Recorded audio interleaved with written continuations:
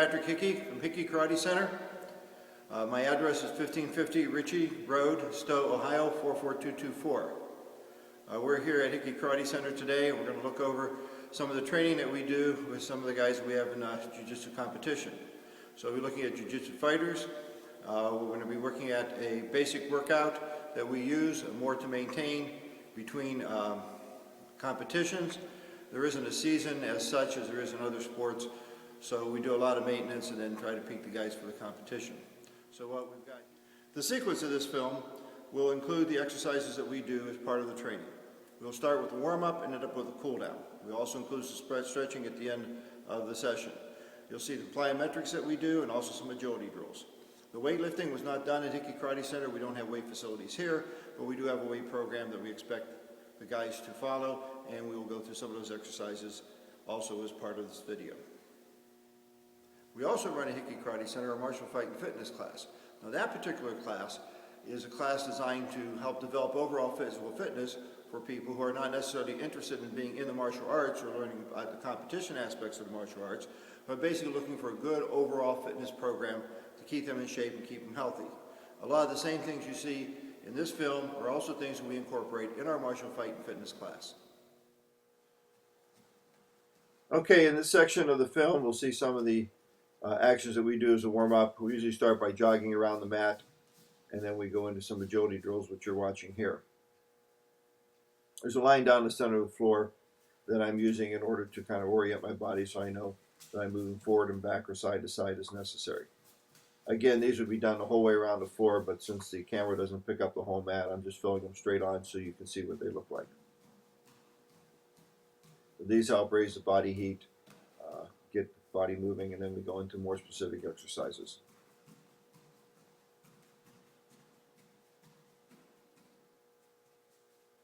We are watching a series of calf jumps. We want to hop quickly, not letting our weight set, especially not letting it be back weighted on the heels. We are using a number of variations from side to side, forward and back, hopping on 1 foot or hopping on 2 feet.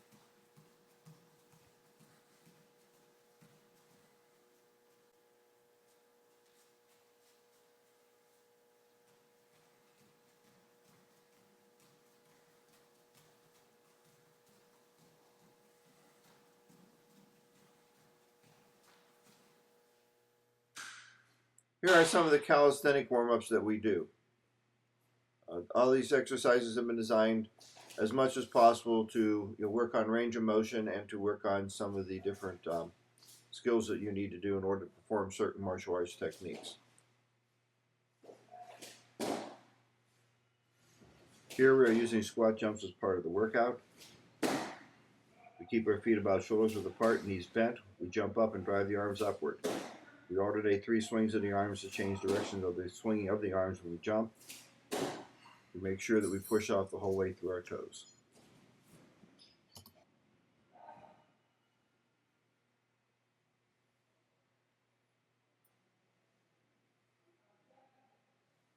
We also like to put a little bit of plyometric jumping and hopping, which is a consistent theme in a lot of our workouts.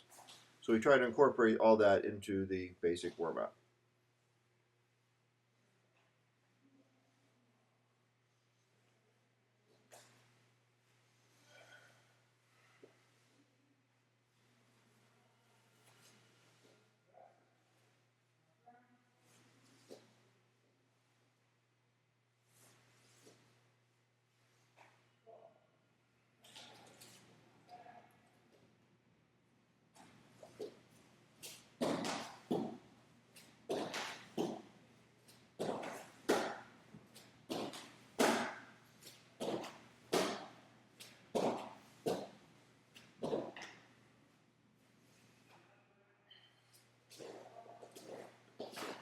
In this next grouping of exercises, we really work a lot on the leg actions.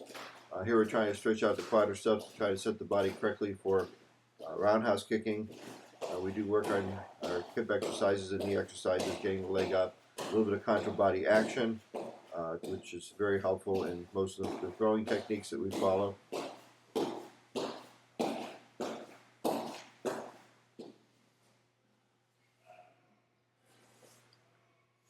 got some repetitive front kicking actions, and we'll also do some with the roundhouse kick, where we really work on trying to get the technique correct, holding that knee and just getting the leg used to kicking and retracting. A lot of people forget the retraction part of the kicks in the martial arts.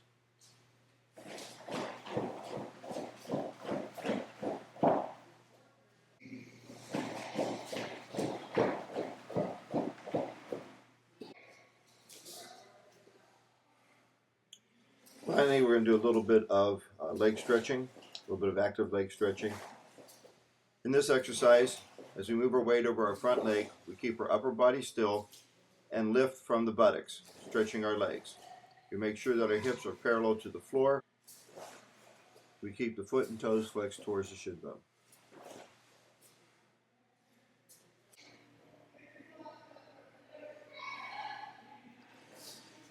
Now we'll do some side bridges. We'll do both the left and the right side. We'll support our weight directly over the hands, and we will keep our spine straight. Try not to let anything sag.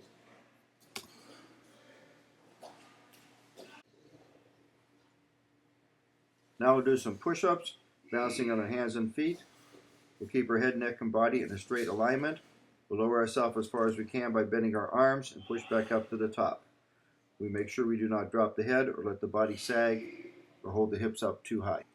Our weight is directly over our arms and our elbows tucked in. Now it's time for some crunches. We'll support the head with the hands, but we will not pull on the head. We'll do that to help hold the head weight. We'll be playing with our abdominal muscles. Now we're going to start to use our lower abdominal muscles, pushing our hips straight up in the air, and then we'll combine the two into one crunch using both the lower and upper abdominal muscles. You can also cross the feet and hold them directly over the hips and push them straight up and down into the air to give yourself more resistance.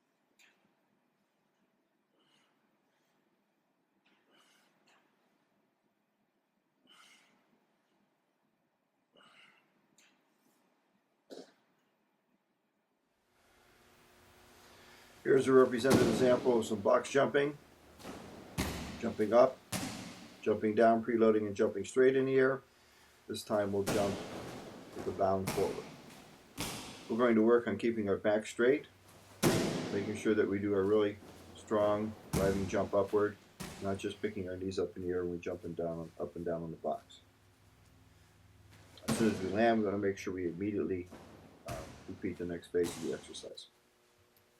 We also like to work on moving quickly from side to side, and here's a couple exercises that we do jumping over what we call our Twinkie. These exercises are somewhat more advanced and more akin to what you would call cone hops. We also do them with the twisting action.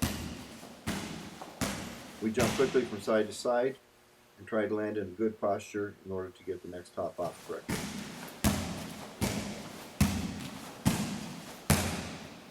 Here are some single and multiple standing long jumps. We bend the knees and bring the hands below the waist and explode forward as far as possible during the jump, extending fully with our ankles, knees, and hips and arms before landing. Now we do some step-ups. We make sure we keep our back straight, we don't lean forward excessively, and that we stand completely up and down on each step. We don't cut any of the stepping short. We also use the tapping sometimes to change direction. Okay, we try to increase the intensity of the workout a little bit using some of the plyometric hopping that we've done, both side to side, forward and back, and side to side, as you'll see here. And we encompass that with a little bit of bag workout also. We do require the students to tape their hands. I tend to break that rule a little bit because I get a lot of things through the course of the day, and my hands are a little more used to it than other people's. And these bags are very forgiving.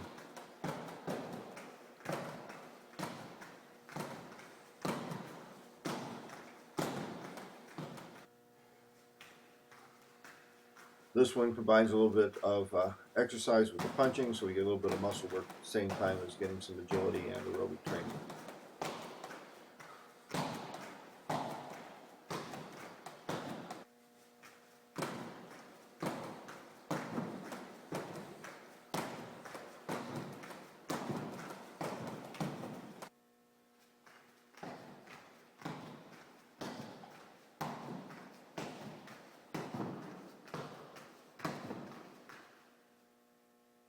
This exercise combines a forward lunge with a punching action. You want to bend the knees and descend on the front leg. Let the back knee come low to the ground. We keep the weight on the front heel and maintain a straight body. We push back strongly with the front heel to return to the standing position. We want to make sure that we roll through our feet and that we keep our front foot flat on the ground. We don't want the front knee to move too far beyond the toes. We want to make sure that our body is erect, not leaning from side to side.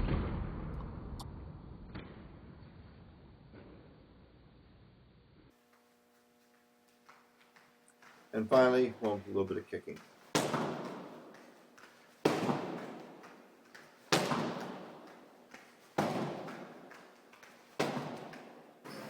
Here we start the weightlifting portion of the video. We use a warm-up before we lift weights. Here I'm using an elliptical for about 5 minutes before I begin my weight training. You can watch the form. I keep my head erect, I don't lean forward. I use the elliptical because it's easier on my knees. But they can use a jogging machine, tracker, glove, an exercise bike, whatever seems to work best for them.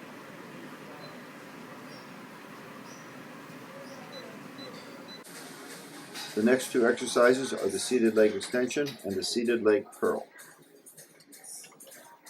On both of them, we want to sit with our chest up, our back straight. We brace ourselves by holding on the handles, and without moving our backs or hips, we pull the pad up or down as far as we can, slowly and smoothly returning to the starting position. Again, the mistakes are to make sure that we do not arch our back and that we do not pull or push in a jerky motion.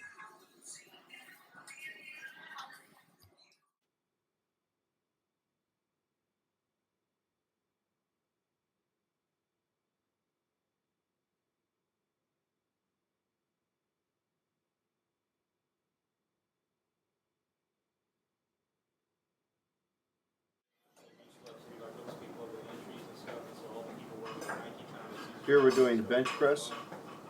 I'm going to get a firm, comfortable grip on the bar, keep our buttocks on the bench. We arch the back when we push up and down. We're going to keep our shoulder blades together. We lower the bar under control to a point just below our nipples. The bar should travel straight up and down.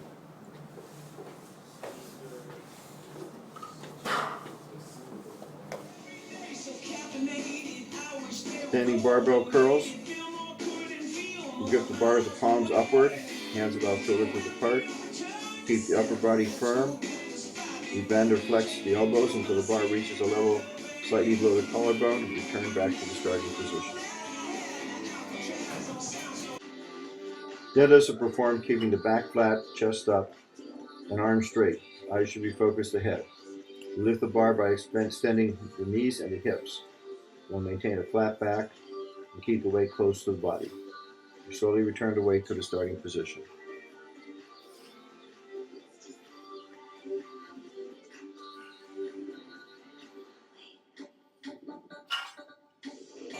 Here's the overhead or military press. You want to be careful with this exercise in case anybody has any rotator cuff type injuries. We use the clean to get the weight to the chest. We hold the bar comfortably. We don't arch our back. And we push up until our arms are extended. And we lower our bar down to the chest. This exercise is the half squat. We're going to place the bar comfortably on our back so that it's well supported by our body. The feet will be about shoulder width apart. We want to align the femur and our pelvis so we can move comfortably and strongly.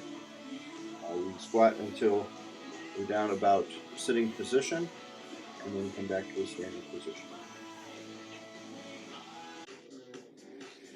Shoulder shrugs are done with the arms extended and holding the barbell with a pronated grip, that is, the palms towards the body.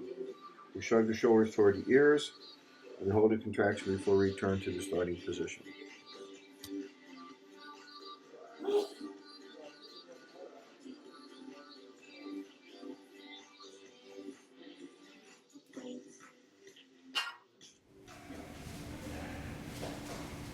Finally, we want to take a look at some stretching, which we do as part of our cool down. we're doing a lot of the bag work, we would have done something to step down the intensity before we entered into the stretching exercises.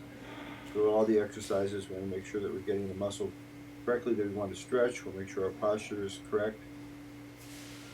Our back is not hard or curved over, but we lean forward and stretching that. But if we're not leaning forward, you want the back to be straight.